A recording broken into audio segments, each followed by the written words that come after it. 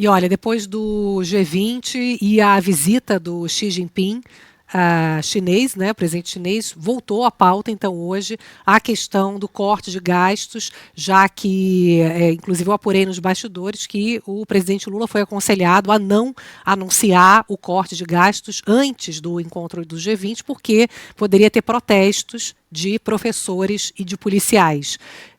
O presidente Lula e o ministro Haddad vão se reunir daqui a pouco para definir, esperamos assim, o tão esperado pacote Caian-Messina. Será que agora sai? Tomara, né, Ju? Não aguento mais falar disso, você não aguenta mais falar disso, nosso telespectador não aguenta mais ouvir isso, mas realmente é um assunto importantíssimo. A expectativa é de que estejamos já, né, nas cenas dos próximos capítulos dessa novela que já chega a quase um mês, né? O presidente Lula se encontra com o ministro Haddad logo mais às 3 horas da tarde.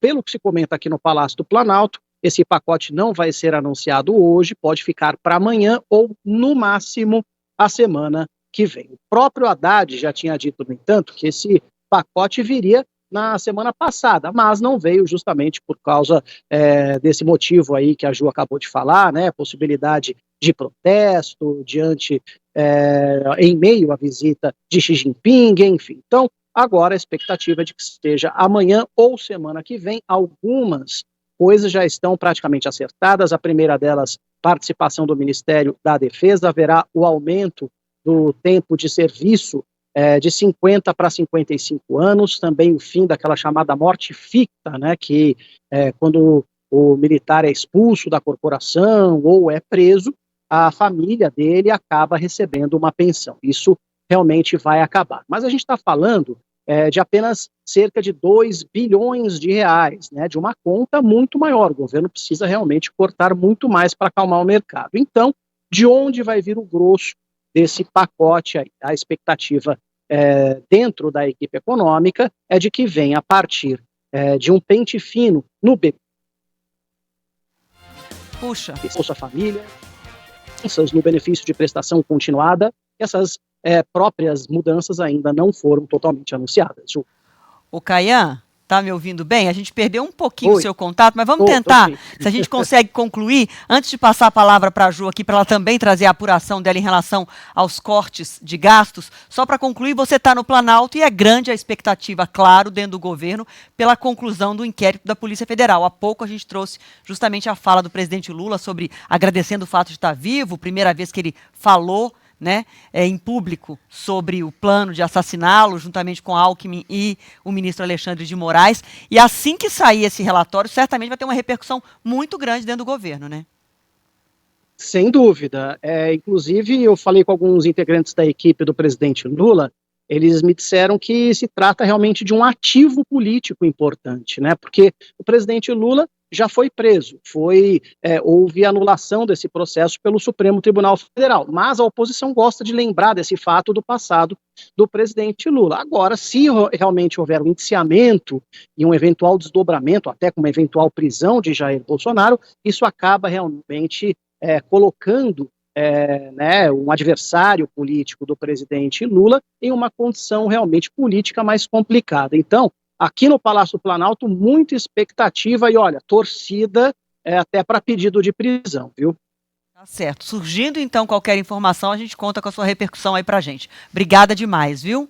Combinado. E a gente já volta aqui. Até mais. A gente já volta, então, para o corte de gastos para a Ju trazer a apuração dela. Pois é. O presidente Lula está tentando, ao anunciar esse pacote de corte de gastos, incluir o andar de cima, como ele tem falado, porque não quer ficar parecendo que é um corte que vai pegar apenas benefícios sociais, que vai pegar as pessoas que mais precisam. Então, incluir os militares é um movimento para ajudar nessa retórica aí de comunicação e também no próprio ambiente político, né?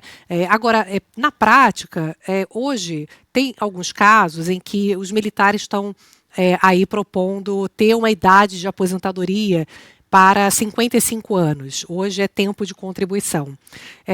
O que se comenta hoje é que tem casos que começa a contar, se a pessoa está em escolas militares, por exemplo, com 16 anos, se conta 35 anos de contribuição, que é a regra que vale hoje, a pessoa se aposenta com 51.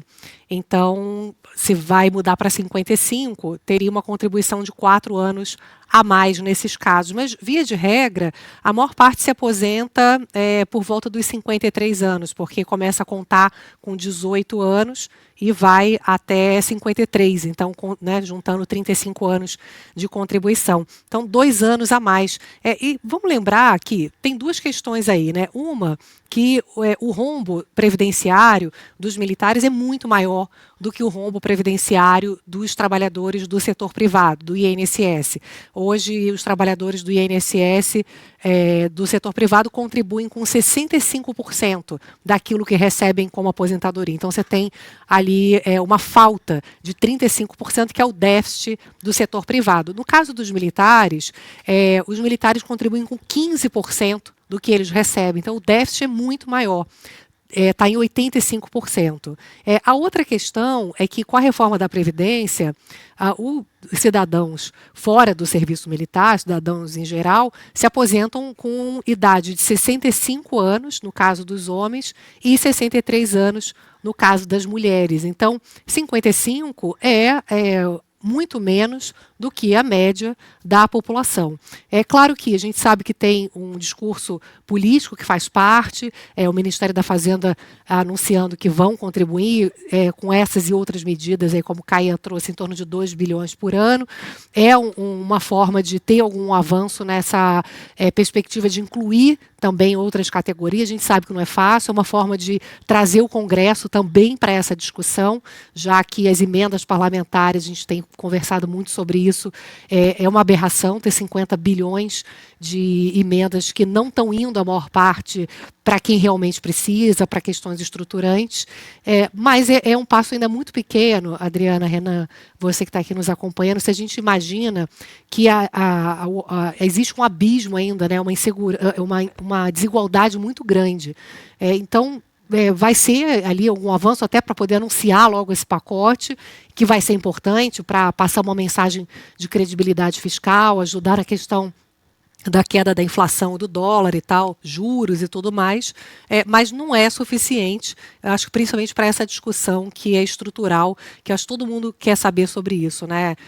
Todo mundo precisava, na verdade, começar pelo andar de cima, para depois pedir para a população, que é a população que mais sofre, fazer algum tipo de sacrifício. Não que não tenha medidas para focar os programas sociais nos mais pobres, tem uma série de programas que não estão indo para os mais pobres, mas, enfim, você tem uma discussão que a população, obviamente, né, Adriana, Renan, gostaria que essa faxina começasse por cima, né, pelo judiciário, pelos supersalários, né, pelos grandes privilégios, para depois, então, chegar. Mas, enfim, dentro do que é possível politicamente, é um passo pequeno incluir esse aumento de idade para os militares. É justamente isso que aparece. Sempre que a gente trata desse assunto por aqui, essa expectativa para esse corte, os nossos ouvintes, telespectadores, reagem justamente nesse ponto, né? Por que a expectativa é cortar sempre para baixo de quem ganha menos e não olhar para cima, né? Tem algumas pessoas mais ou menos acaloradas aqui nos comentários, mas todos basicamente vão nesse sentido. É importante você trazer esse ponto para a gente, Ju.